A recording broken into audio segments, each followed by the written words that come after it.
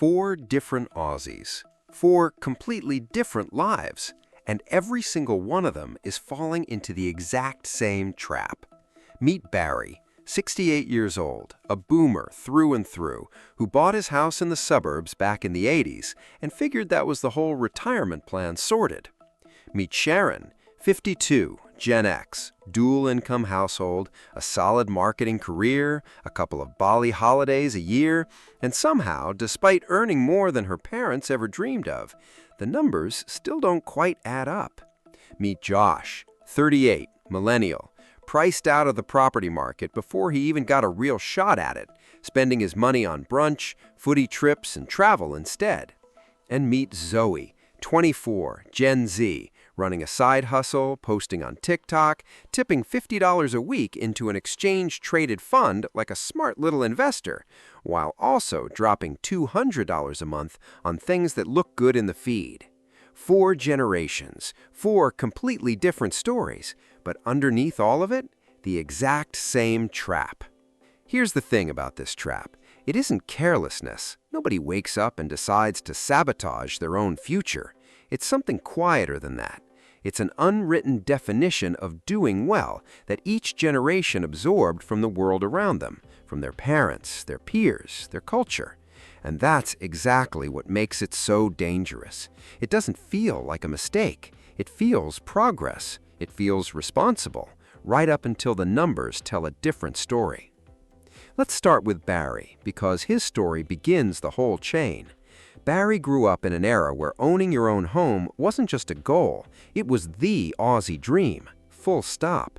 And in the 1980s, getting there wasn't easy. Mortgage rates in Australia spiked to notoriously brutal levels, with home loan interest rates climbing above 17% in the late 80s as the Reserve Bank fought to bring inflation under control.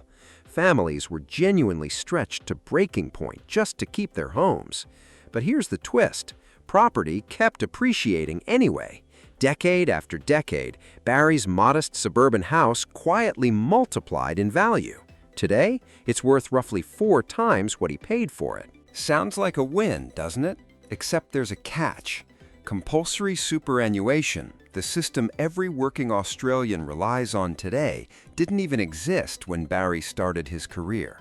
The superannuation guarantee only became law in 1992, starting at a modest 3% of wages. For a huge chunk of Barry's working life, there was no compulsory retirement savings safety net at all. So now, at 68, Barry is what financial analysts call asset-rich, cash-poor. His house is worth a fortune, but you can't exactly eat bricks and mortar, and you certainly can't pay for groceries with home equity unless you're prepared to sell or borrow against the place you raised your kids in. The trap for Barry's generation? Believing the family home was the retirement strategy, instead of just one piece of it. Now let's talk about Sharon. Gen X did things differently. Dual incomes became the norm, and Sharon's household genuinely out-earned her parents' generation by a significant margin. But something crept in alongside that rising income. Lifestyle crept right along with it. A bigger house came with a bigger mortgage, a newer car every few years, private school fees, an overseas holiday almost every year because, well, she'd earned it. And here's the quiet trap. Her savings rate never actually improved. The income went up, but so did the spending, dollar for dollar. Same gap, just bigger numbers attached to it.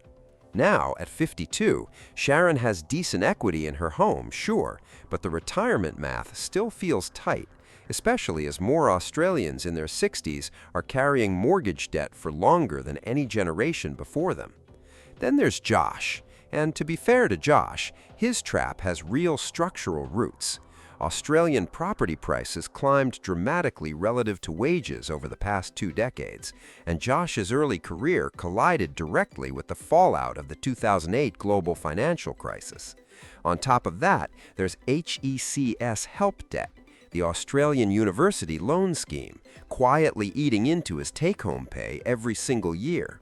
So what happened? Priced out of the property market, Josh redirected his spending elsewhere. Brunch culture, festivals, overseas trips, a stack of subscriptions he barely remembers signing up for. And here's the sneaky part. The culture around him reinforced every bit of it. You can't take it with you. Invest in experiences, not things. Messaging that made spending feel like wisdom, not coping.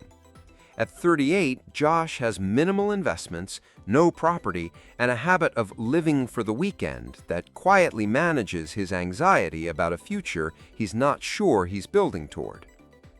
And finally, Zoe.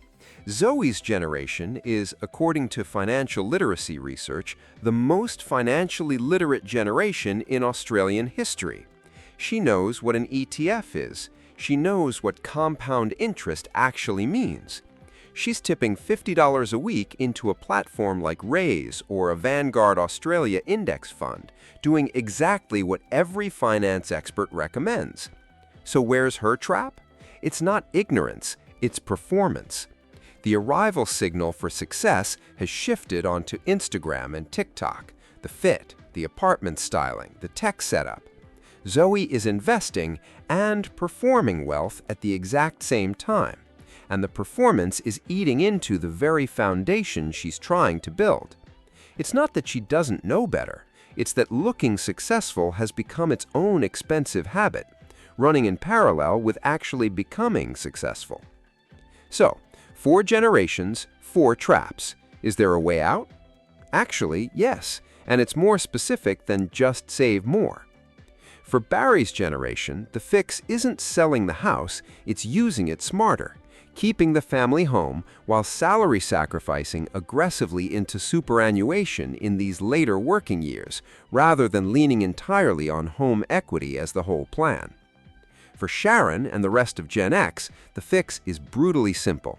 Bank half of every future pay rise automatically before lifestyle even gets the chance to expand into it. For Josh and other millennials navigating the affordability crunch, the fix might be 1 big trip a year instead of 4, with the difference redirected into an index fund or extra voluntary contributions against that HCS help balance. And for Zoe's generation, the fix is making the actual portfolio the flex. Post the number, not the outfit. There's one rule underneath all 4 fixes, and it applies no matter which generation you belong to. Assets first, lifestyle second. Not forever, nobody's suggesting misery as a strategy, just until the assets are genuinely pulling their own weight, so the lifestyle that follows is actually funded, rather than borrowed from a future version of yourself who has to deal with the bill. So here's the real question. Which version of this trap are you living in right now? Is it Barry's trap? Too much house, not enough super? Is it Sharon's trap? Lifestyle creep eating every pay rise before it can compound? Is it Josh's trap? Experience spending standing in for a plan that never got built? Or is it Zoe's trap? Performing wealth instead of quietly building it? Drop a comment with which generation's trap hits closest to home. And if this made you rethink even one habit, share it with someone who needs to hear it too.